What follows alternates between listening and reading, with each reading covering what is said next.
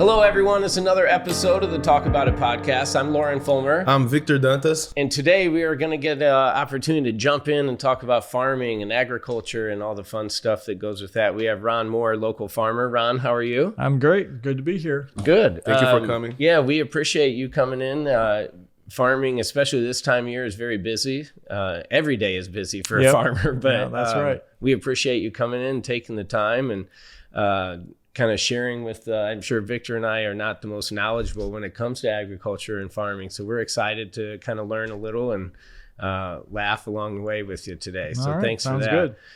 Ron, why don't you go ahead and just tell us a little bit about yourself? Some folks may not know familiar with you, or so why don't you share some of that? Sure. I grew up in Roseville on a farm family, and I actually live in the house that I grew up in.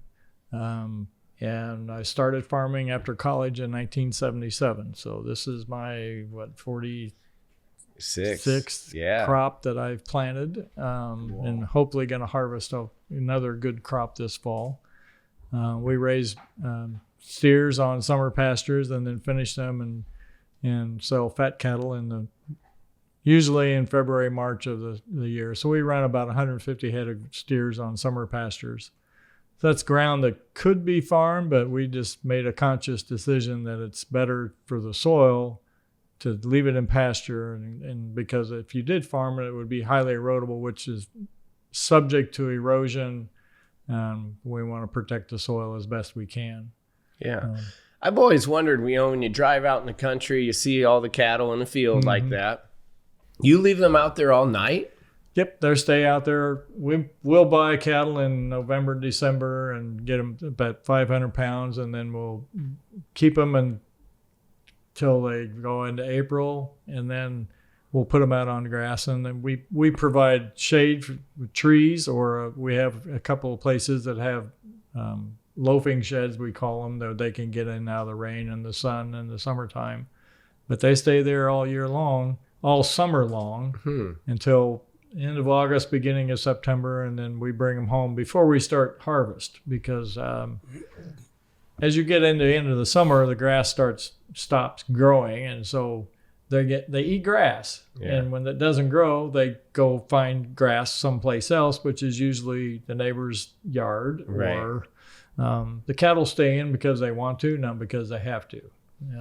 So what would major risk be, Ron, for the cattle throughout the season? Like, what are major things where you're concerning yourself with and hoping go well? Well, when we buy cattle in November, December, we buy them through a sale barn in Fairview, Illinois, and so they're commingled with other cattle. The chances of them getting sick are pretty high. And so my biggest concern is buying cattle that are healthy, and then that we keep them healthy. And we getting that new cattle in, I have a digital thermometer, and we take the cattle's temperature, and if it's high, above normal, you give them antibiotics. If the temperature is normal, we don't give them any antibiotics. Be like your child is a fever, you give them something to solve that problem. It's not like cattle can tell you when they're sick and they don't feel good. So what would be the main reason they would get sick? It's a shipping fever complex. Okay. And then there are other vaccines that we give the cattle, but just like you vaccinate your children to prevent some illnesses from happening, we give vaccines for bovine respiratory diarrhea. And, that's not a very pleasant thing to talk about, but that's one of the symptoms that they have. And they get pneumonia just like people do. And so whenever they get sick, we have to make sure that we give them medication that will help them get over their sickness. Okay. Yeah. So as you were talking about that, Ron, you'll hear consumers, maybe uneducated consumers, will say, oh man, these guys are pumping our animals full of antibiotics, and like you just said, if they don't need it, there's nothing going on. Right. We don't give it to them. Right. That's why we have a digital thermometer and take their temperature. And if they're not sick, we don't give them anything. We give them vaccines just like we give our children to help prevent those things from happening. Sure. So. Or about doing winter? Where do they stay? In the wintertime, we have 2 sheds. They're well protected on the north and west side to keep the cold winds off of them. We have waters that are heated, that they always have fresh water. And then on the other shed, we have it's called a confinement building with a slatted floor with an 8-foot deep pit below it. So the waste falls into that. And then we recycle the waste back onto our cornfields in the fall. And so, it's kind of a full circle of life type of thing where we feed the cattle our corn silage, and they have waste that we collect in the pit, and then we spread it back on our cornfields as fertilizer to help grow corn for the next year's group of cattle to eat the corn. So farmers don't waste anything, and we don't over apply anything, and we don't over medicate, because the medication is just like all things. It's too expensive to use it wastefully. Right. Okay. No steroids? No, we don't give it any steroids. Okay. Well, that's another thing. I was just thinking, in the Pontiac, Illinois area, I have some family that have a hog operation, a dairy cattle operation, as well as some steers. And they're, just from my own experiences, my family, and these farmers, they take pride in everything that they have, their whole operation, their livestock. They're not mistreating these animals. And obviously, there's probably a bad apple. Like there's a bad everything out there. Yeah. But I think for the most part, farmers really are taking pride in what they're doing. They love what they do. Yeah. And then, there's sometimes these groups who, just want to come and maybe attack some. I'm not trying to go down that whole road either, but it's like, man, if you really came and spent a day on the operation and saw it for yourself, I think a lot of people would be surprised. Yeah. One of the things that our family has been involved with is the Illinois Farm Families program. And it was started a decade ago. It's a combination of Illinois Soy, Illinois Corn, Farm Bureau, Illinois Dairy Association, one more, beef and pork. All 5 or 6 of those organizations went together to have this. It's a public relations campaign. And they first started with what they called Chicago Moms, which are suburban or Chicago area mothers. I've heard of this one. Yeah, and they you had to apply for it, and then you basically had to, as you were a Chicago mom, you had to commit to doing a blog or talking about your experiences in this program. And the program didn't tell them what to say. It just exposed them to different things, and then they talked about it on their blogs or Facebook pages or whatever. They came out to our farm one time, and they had a John Deere sprayer. The retailer we use had a John Deere sprayer out there, and it's a 120-foot boom, and they had electronic GPS guidance. They had shutoffs on each of the sprayer nozzles. So they were amazed at the technology and the science that went into that. And, when you go up there and you don't overspray because you've got electronics that control the nozzles, we're not overspraying because it's wasteful and it's too expensive, and it harms the environment if you double or triple the herbicide that you're using on there. So we took them over to, it's now Consolidated Grain and Barges facility in Gladstone, and they were one of the retailers that we used at the time, and they had their chemical mixing facility. And I was even amazed that before they get the sprayer out to my field, there are 5 different people that double check that the prescription or the herbicide is being mixed correctly, and it's going to the right field, and it's going in at the right rate. And so there was great amount of redundancy to make sure no mistakes were made, because if you spray the wrong herbicide on a field, a 160-acre field of beans, and it's supposed to be corn herbicide on it, it's going to be a big problem. And so they don't want that risk, because if they spray the wrong product and they kill the whole 160-acre field, they got to pay for it. Right. And that's expensive, and their insurance premiums go up. And so we try not to make any mistakes. Sometimes that happens, but there's a lot of redundant processes in place to make sure that those mistakes don't happen. Mm-hmm. One thing, I don't know if you caught, Ron said when he first started, he lives in the home of which he grew up on, which is so common in the farming. Is that the families, that has always impressed me, you think about this family has been in this operation for 50 years, 70 years. That is so cool to me. I don't know why that stands out. So what was it like for you? I ran around on the farm a bit as a child, but I'm sure, that was in the late 80s. What was it like for you and at that age? You just learned to work. We baled hay all the time. When my dad had me trim the grass around the edge of the field or the edge of the yard, it was with a handheld sickle. Now we've got weed whackers, we call them. And, so it was a lot of hard work. And, we didn't have all the electronic distractions that we have nowadays. So, you got up and I remember digging thistles. My dad hated thistles. And so we go out on a pasture with a shovel and we dig the root of the thistle out until they were all gone. And we still combat thistles out in the pastures. They just came up blowing from neighboring farms. And, when my dad built a house the year I was born. And so fast forward, my wife and I got married in 1980. And 20 years later, she decided we wanted to remodel the house. And so, I didn't want to spend any money. I'm frugal as most farmers are. And so I went to my two brothers and my sister that grew up in the same house that I did. And I told them, I said, we're going to do some major remodeling here. And it's not going to be the house that you guys all grew up in. And my one brother looked at me and he said, well, it's about time, Ron. Yeah. So, it was kind of it's fun to live in the same house you grew up. My wife grew up in suburban Chicago. So she had neighbors that were right 20 feet away, the house next door to them. Right. So it was kind of a culture shock for her to come out and not have a neighbor a quarter of a mile away as the closest neighbor. And so, that was more of a shock for her. It was kind of a big deal for me to kind of live in the same house. How was that for her with the whole Chicago moms thing? Oh, and she's kind of was one.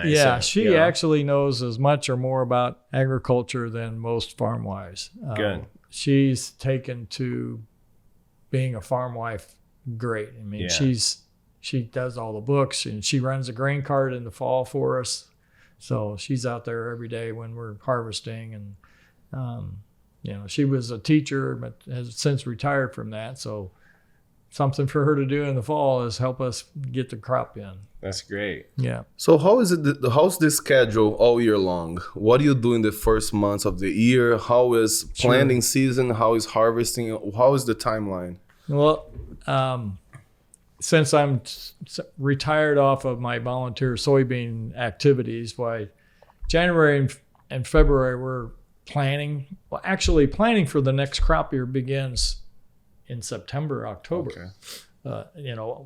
It's even before we harvest, and during harvest we'll evaluate the hybrids that we planted this year, and then do we want to plant that one again next year, or that one's not good enough anymore, so we're going to try something different.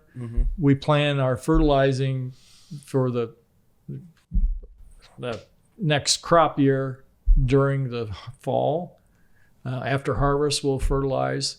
And then, like I said earlier, November, December, we'll start buying feeder cattle. And then we spend a lot of time watching them, treating them if they're sick, And then January, February, March is kind of getting equipment ready for the spring field work. Okay. And then, when we get done with planting in May, usually, then it's starting to make hay and getting crops ready or the feed ready for the next winter. And then the summertime is a little slower. We don't quite have as many things to do. We take a vacation. We went to see my son. One of my sons lives in North Carolina. We went to see him last week, and we're going to see my other son who lives in Michigan in August. And then, we'll start cutting corn silage and around Labor Day. And then 2 weeks after that, harvest will be on us, and we'll be pretty much full bore harvest until our goal is always to be done with harvest by Halloween, and usually it's the middle of November before we get done, and then do some tillage. We don't do a lot of tillage anymore. We do more no-till than we have in many years ago. We did a lot of tillage, tilled everything, but we don't do that anymore. How do you prepare the soil before planting, and what type of elements that needs to be in the soil in order to everything work well? Well, first off, we no-till a lot, which means you leave last year's crop residue on top of the ground, and so that helps two different ways. It keeps the ground from blowing when you get high winds, and it also keeps it from eroding with heavy rain. The residue on top slows the water down so it doesn't wash our soil and our nutrients that we've applied. And then we have a few fields that we run bean stubble fields that we run a field cultivator over. We do a mix of no-till and then conventional tillage, and it's not based on it's not based on my preference. It's based on the soil properties, the soil types that we have. Some of the soils we find are what I call heavy black gumbo. When it gets wet, it stays wet, and so you have to aerate it, so to speak, or field cultivate it, and let the sun dry it out, that you can plant. You don't want to plant when the ground is too wet, because you'll smear the sidewall of the trench that you're going to plant the seed in. So it can't be too wet, because if you smear it, that's just creating compaction, and the roots can't penetrate that compaction. So it has to be moist but not wet. And then we put on anhydrous ammonia for nitrogen in the fall, and then with potassium and phosphorus in our with what's called a plow down fertilizer mix. And then we'll till that, and in some cases we'll till that into the soil. Okay. We're, like I said, we're doing more no-till all the time. When I first came out with contact herbicides that you spray on a growing weed and it would die, we used to kill those weeds with an iron, a disc or a mobiler plow, or we have to row cultivate. That was the hardest job I ever had, was cultivating corn or soybean rows. You basically had cultivator sweeps that you drug through the ground except where the row was. And then if you wiggled too much, you covered up corn. And so that was very boring, because you would just look at the corn row, make sure you didn't wiggle too much and cover up the corn. And so, but we don't do that anymore, because we've got herbicides that will control those weeds. The biggest problem with tilling the soil like we used to do was that you wore it out, so to speak. You released carbon into the atmosphere, and you didn't have any cover or residue to keep it from washing or blowing away. Now with the herbicides, we're more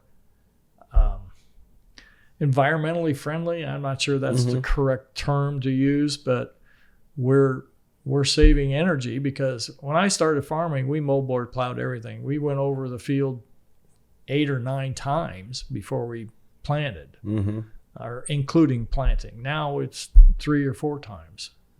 So we're disturbing the soil less than we did 40 years ago. Okay. Well, and if you think that whole topsoil, if it's loose dirt and the wind and rain and all of that, eventually that top layer just every year is going to be gone, and less of the good quality soil is going to be present, right? So my aha moment on kind of conservation tillage was, but when I was in high school, my dad had a local backhoe guy come out, and there was a CP spot up the hillside, and he went in and put in clay or a plastic tile up the hillside that drained out the CP spot. So 5 years later, the tile wasn't working. So the same guy came back in, and And I was there when they put the tile in originally and the outlet. He couldn't find the outlet. And it was a filter strip along the edge of a stream. And so the filter strip had done its job to capture the soil. But the soil from the hillside had washed down, captured, and the filter strip captured it. And 5 years later, the soil was 3 feet higher than the original tile outlet. So the soil had, the grass had caught the soil, prevented it from going into the waterway system. But all that 3 feet of dirt that was covering above the tile, or before it was, came from the hillside. And that was my moment that's like, we need to do something different. If that happens in 5 short years, what happens over 50 years or 100 years? Right. And so that's when we started doing more conservation tillage. And, you know, we didn't jump right into no-till at that point, but we did chisel plowing that left more residue on top of their end. And then now we're doing more no-till because it does a better job of preserving our natural resources. You know, I think this happens in all industries where there's things that evolve, practices, techniques, and you're like, and it's so hard for the old school to be like, no, this is how we've always done it. Calm down, buddy. Yeah. You know, this is how we've always done it. And in farming, probably because it's been around the longest, I mean, you know, agriculture is probably one of the very first industries, right? I would assume. Yep. So yeah, I mean, I think it's sometimes subject to most of the like finger pointing, if you will, because it has been around. But man, like you said, and even from what farming was, and you know, for your dad and for you, you've seen it change over these, what did we just say, 46 years? 46 years. Yep. I mean, you know, you would have never thought 20 years ago this tractor would just go by itself. Yeah. You know, exactly. You basically just got to babysit the thing. How do you see the technology advancing in agriculture? Do you think It's leaps and bounds? Yeah. You know, we weren't the first adopters of the GPS guidance technology. I don't know how I'd do it without it now. Yeah. And I'm skeptical of the autonomous technologies that you can harvest with the combine and then on your phone or call the tractor with no driver in it to come with the grain cart, and you can unload it on the go, and then Isn't that nuts? and then tell it to go to the truck and unload the grain cart with no driver in the cab. Right. That's hard for me to envision. My son, who farms with us, will probably see that in his farming career. Right. Yes. You know, that technology is wild. So several years ago, we were at the Farm Progress Show, and Case had a tractor with no cab sitting there, and it was fully autonomous. And it had like a cabless tractor. Cabless tractor. It had like a GPS guidance thing on the hood, a receiver on the hood. Yeah. And it's like, okay, no steering wheel. So what if you get stuck? Who's going to get on? How are you going to get it out? I mean, they did it just for show to get people talking about it. But it was really kind of wild to just envision how is this going to work in the future. And it's hard for me, like I always find myself mentally like, I can't even wrap my head around what you're talking about. Like some of these new technologies, AI or anything. I'm like, wait a minute, what? I'm so, my brain doesn't work that way. But yeah, when you start seeing it, and you're like, what the heck is that? Like a cabless tractor, it's got to look like just a box. Then. Right. Yeah. It was a 4-wheel drive or front wheel assist tractor. And it's like, how you going to get that? Because farmers will get stuck and they'll go out there when it's too wet, trying to get finished up. If it's the end of May and you haven't got all your corn planted, you're going to go where you can go. Sometimes you will get stuck. Well, that thing probably already knows it. Wouldn't even be surprised if it has sensors where it starts going, oh, wait, this isn't ready for us. And so that when I decide whether it's too wet to go through, I'll walk out into the wet spot. And if it sinks into below the soles of my shoes, it's too wet. So I back up. My guess is they have light sensors that can can tell the difference in the color of the soil. Right. The wetter soil is darker than drier soil is lighter. Mm-hmm. I mean, we bought a new van and there's technology on the new van that says, I'm not going to hit the car in front of me if I drive up on it too fast. It'll brake automatically. Right. And it's like, how does it know how to do that? It's Yeah. got sensors, motion sensors or light sensors. It's That's just cool. the technology that we're getting used to is just amazing. Yeah. I was just going to say, so you're so busy and involved with the Soybean Association through Illinois as well as the United States. Yep. I'll kind of expose myself to something. I grew up, always thinking, farmers do corn and beans. Mm-hmm. And in my head for the longest time, my dad will probably kill me for even saying this out loud, but the beans, I always like green beans. You're right. As a kid or what, I just thought, we're doing corn and beans. And for Right. dinner, we have corn and beans. Yeah.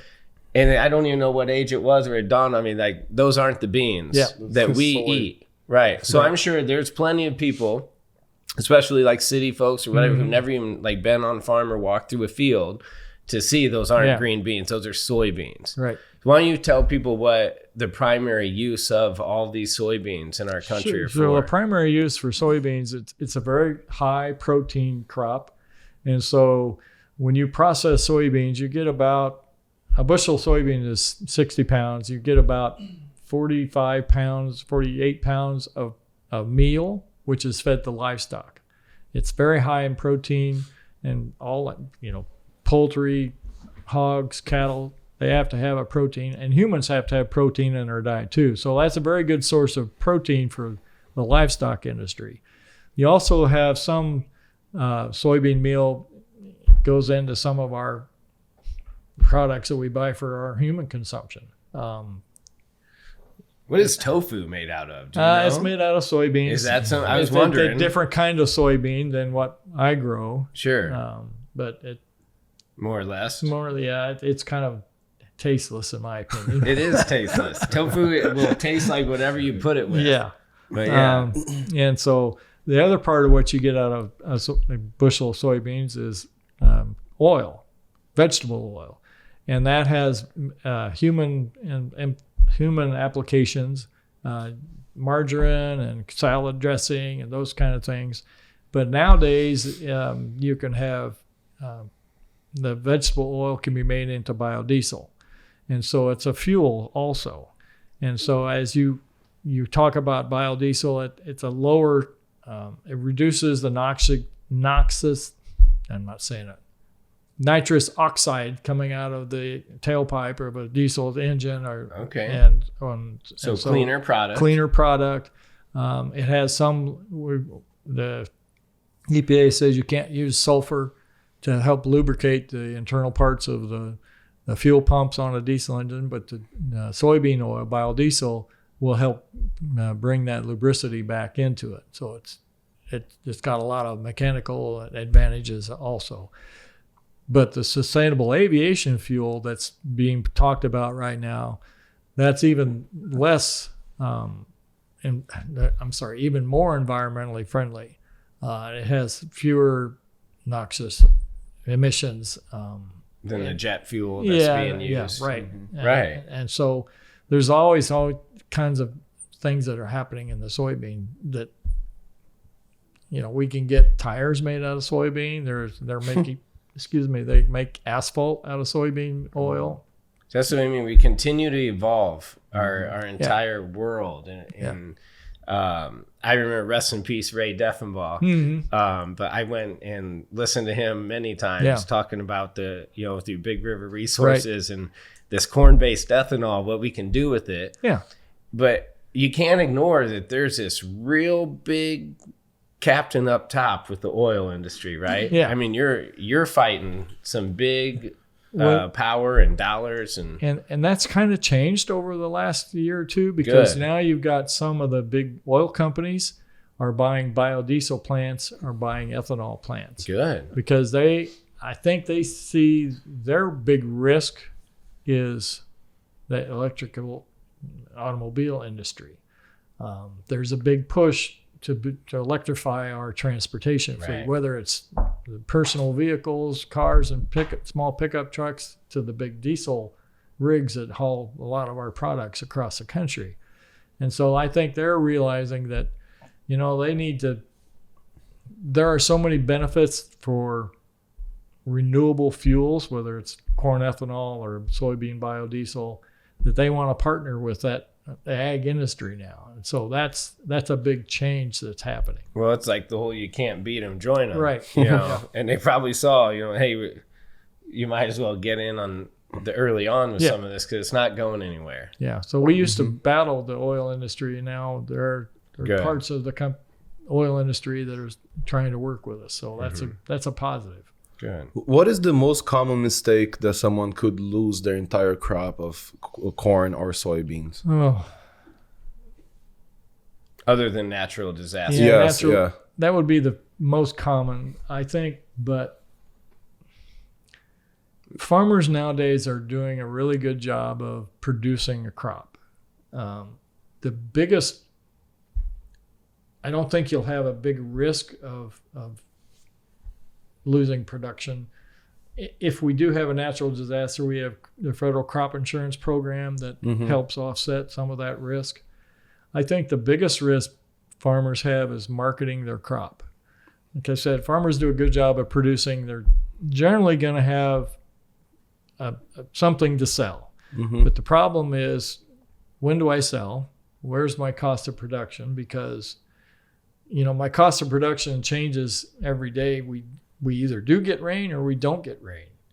And so trying to figure out where my profitability point is really hard. Right. I never thought of that. Yeah. It's not shifting every day. Yeah. I mean, so we had this year, for example, we had a dry May and June. Crops weren't growing very fast. Corn and soybeans were still shorter than what I expected them to be at the middle of June. The last week of June, we started getting some rain. And the crops responded amazingly. They started growing. I expected the corn to be a foot shorter than normal. It's back to normal heights right now because we've had that rain. So what happened when we got all that rain in a large portion of the Midwest, not everybody got rain, and so they're still suffering from the drought. But the markets dropped $1 on corn and $1.50 on soybeans because we got rain. And so did I gain yield that is going to make me profitable because I lost dollars per bushel? And then now we've had rain, and the 10-day forecast is for next week. We're supposed to be getting 97 to 100 degree temperature in this part of Illinois. The markets are trading on prospective dry weather and hot weather. Right. So now, am I going to lose yield because that's the prime time for filling kernel depths on the corn? Because the markets are going up. Is the market going up enough to offset the potential loss in yield? And where's my profitability point again? Wow. And so it's like you think of day traders with the stock market. Yeah. I mean, you guys are out.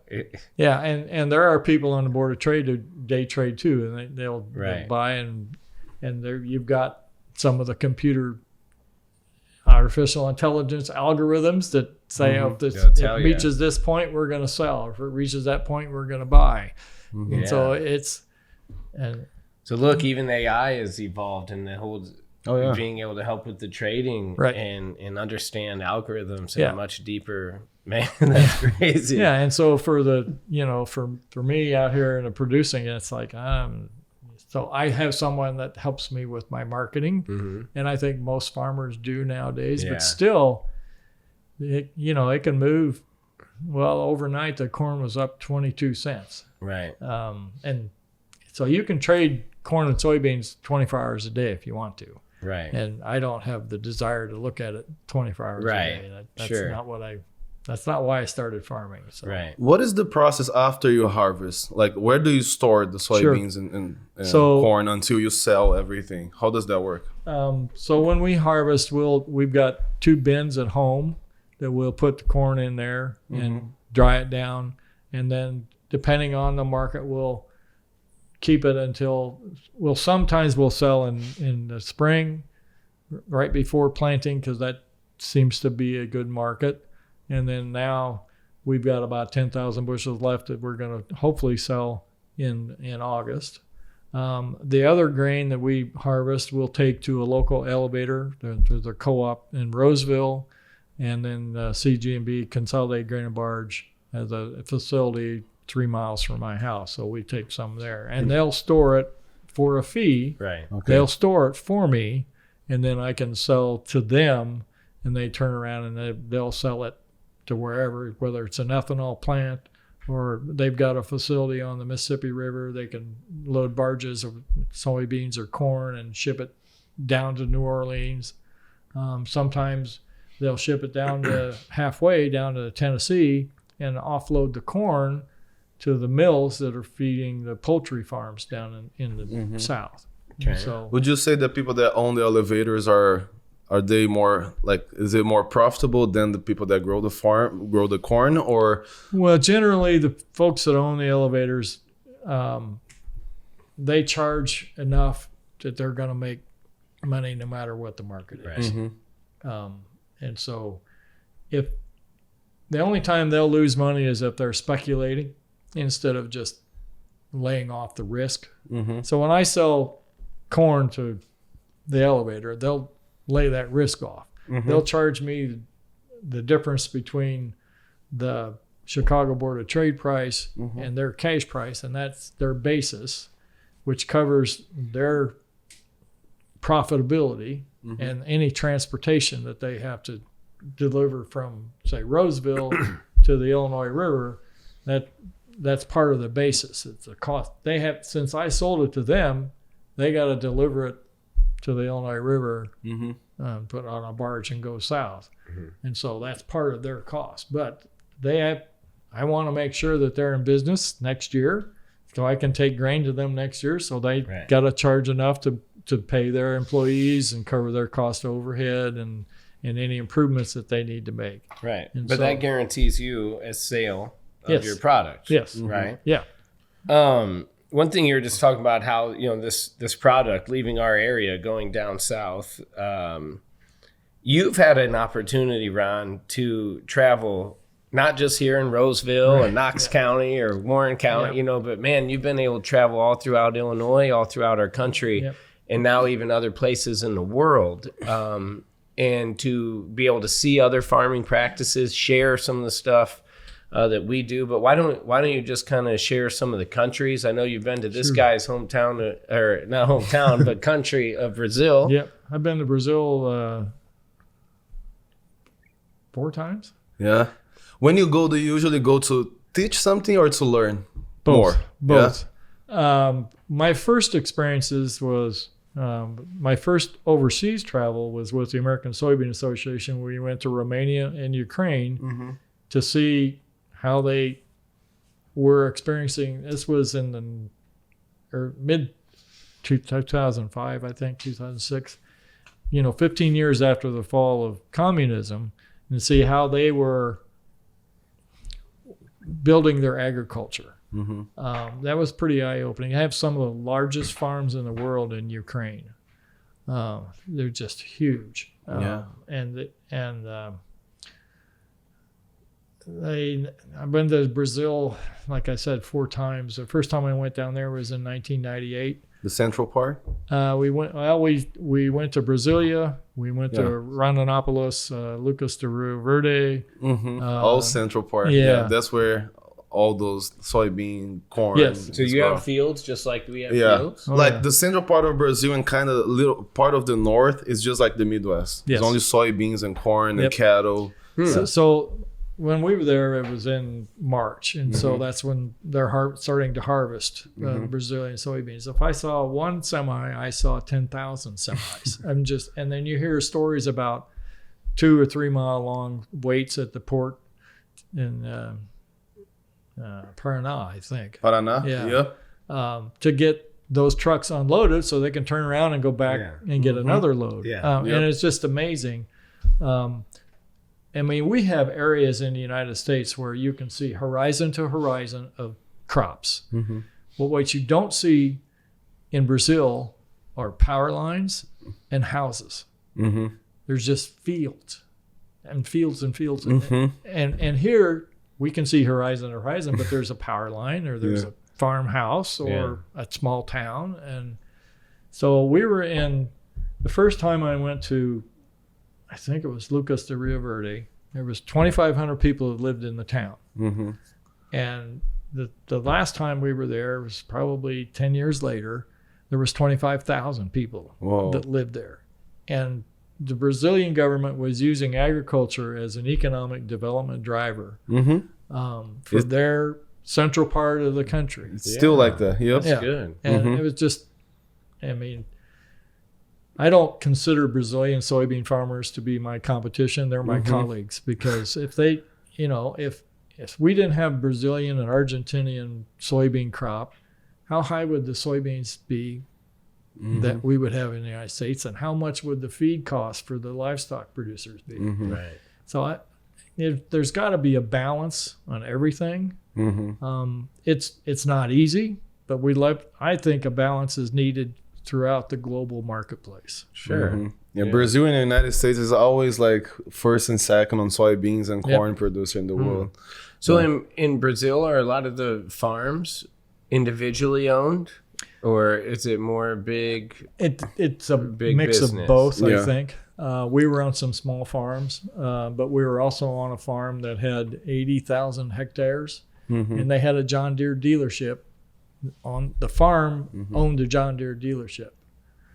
In Brazil, there's a lot, like just like here, there is with real estate. People that have money just give money to someone to bring some money back. In Brazil, a lot of rich people just give money to farmers. Do something with my money and then just give me my money back with interest. Right.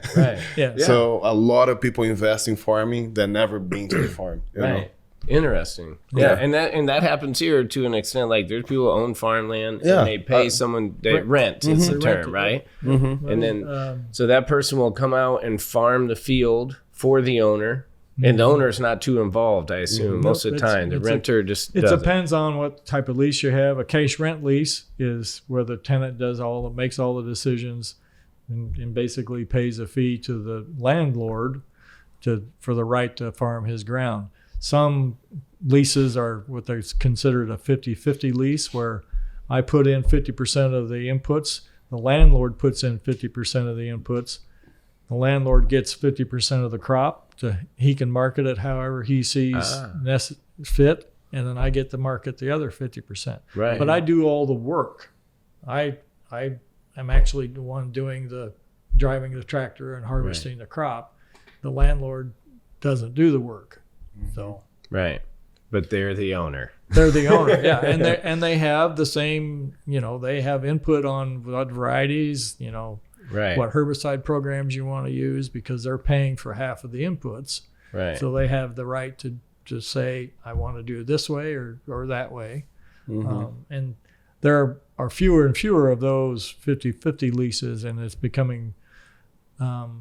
Because agriculture is so complicated now and complex, there are more and more case rent leases. And we had one landlord that he farmed, but he when he retired, he didn't want to deal with buying inputs or trying to understand the federal crop insurance program, which is somewhat complex at different times. And so he was happy to receive the case rent. Yeah. So, it depends on your appetite for risk. Right. So, Ron, just curious, you've been in farming 46 years. I'm sure at some point it's crossed your mind, retiring, or you mentioned your son being a part of it. Do you have any goals? I mean, you're never too old to have goals. But what do you see, or what are you shooting for in these next 5-10 years? I'll probably keep farming until I can't do the work. physically do the work, and I can physically do the work still. Sure. And I don't anticipate quitting anytime soon. My son he sells federal crop insurance, and he and his wife bought the funeral homes in Roseville and Avon and Alexis. And so he's got 3 full-time jobs. That sounds like that. Good for him. Yeah. That's awesome. And so, great for him. And he and his wife are happy with the business. And so he's doing a great job. He does all the planting right now. And I haven't given up harvesting the run of the combine just yet. That may happen at some point. But And you get one of them cabless ones? no. No. And so you mentioned cabless. The first time we were in Brazil, we went on a farm and they had, I think, 3 John Deere combines with no cabs. And the operators were in a white suit and had respirators on because they were harvesting corn and soybeans and the dust was flying around. It's like you fast forward to 10 years later, and we were at a farm that had 20 John Deere combines, the same kind of combines that we buy in Illinois, that they were harvesting with. And so they had leapfrogged over us in technology. We weren't using GPS guidance and all that technology that they had already done. And so that was one of the things that I just like shocking that, Right. You don't think of Brazil as being, up to date on the technology like we are in the United States, but they just leapfrog over us in that. And John Deere and Caterpillar, they're huge in Brazil. Huge. Yeah. I know Caterpillar. I have a brother-in-law that's been very engaged in executive level at Caterpillar, and he's getting sent to other countries, South America, Switzerland, different things like that quite a bit. So we were in Lucas de Rio Verde, staying in a hotel, and there was some Americans staying at the same hotel, and they were 3 or 4 guys from Moline, worked for John Deere, and they were testing new technology and the John Deere combines that they were developing, and they went down to Brazil to test it before they started marketing them here in the United States. It was just amazing that we live in a very small world, right? We do. I always say, I don't care where you're at. If you just kind of head on a swivel and look around, there's a good chance you're going to see somebody. I don't care where you're at. Yeah. You're down in Florida and see somebody. But if you pay close enough attention, you'll usually see somebody. That reminds me of a story. My wife and I were in a meeting in London, England one time. And so we had a couple of days, we were just doing sightseeing. And so we were going to go into Parliament and tour Parliament. And so we were the ticket booth was across the street. And as we were walking up to the crosswalk, here come 3 guys from the Brazilian APROSOJA, the Brazilian Soybean Association, that we had met. And when they had been in the United States, I'd met them down in Brazil, walking up to us. It's like, in England. Yeah. How weird is that? That 3 people from 2 continents away would meet in another continent. Right. All brought together through agriculture. Yeah, through agriculture. Right. It was just, like you said, it's this very small world. Yeah. In those areas, like central part of Brazil, Midwest in the United States, some parts of Ukraine, what makes those, like the Midwest, be the main place to grow corn and soybeans? I know there's the soil, the climate, but what are the main elements? There's 3 for the United States. Is like you said, the soils, the climate, and then the infrastructure. Okay. We're blessed with the Mississippi River that we can take grain from northern Minnesota, put it on a barge, and take it to the global marketplace. Our railroad infrastructure is just as good. Yeah. Because we've got the Pacific Northwest has major port loading facilities up at there, and then the Burlington Northern, Santa Fe, and then I think it's the Union Pacific. They've got the the container loading facilities in the Port of Los Angeles and Long Beach, and then it all comes into Chicago and then goes everywhere else in the United States. And so we have the infrastructure that the envy of the world. Brazil is fast catching up to us on that, but they still have a ways to go. Yep.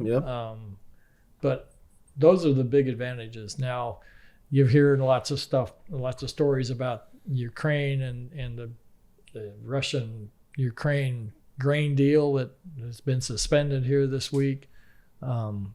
They sell predominantly to the African continent, and then they do send some down to China through the Suez Canal. And so we need all of that. We have billions of people that need food across this world, and we need all of agriculture to be productive. Yeah, for sure. Ron, I got to ask one thing before we get you out of here. You have 150-ish steer cattle at your operation.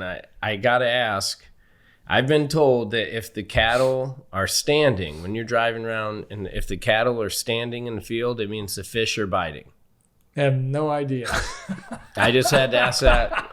I'm not a fisherman. I can't tell you. Okay. Well, I've always wondered if that was true. And it's something someone told me that. It was actually Vanessa Wetterling. Oh. So it's probably just some silly Arkansas thing. Yeah. But I always wondered that. And now I can't even country cruise or drive. And I see them, I'm like, oh, the fish are biting. Yeah. And I don't even know if it's true. So I had to ask you that.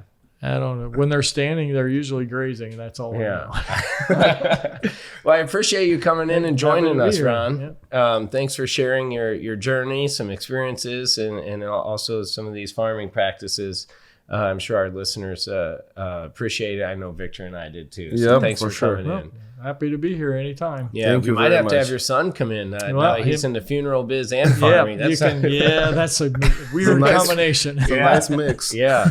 So, but thank you so much, guys. This is Ron Moore, local farmer here. Appreciate you guys, all the support. Do hit subscribe on the Talk About It podcast. We greatly appreciate it. This is Victor Dantas. I'm Lauren Fulmer. You guys have a great rest of your week. See you guys next week.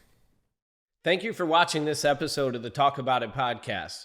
I'm Victor Dantas. I'm Lauren Fulmer. And we would encourage you guys to subscribe to the channel. And don't forget to hit the bell. It's going to be right below the video. So Hit the bell. So you know when the next episode is up. We appreciate all the support. Thank you.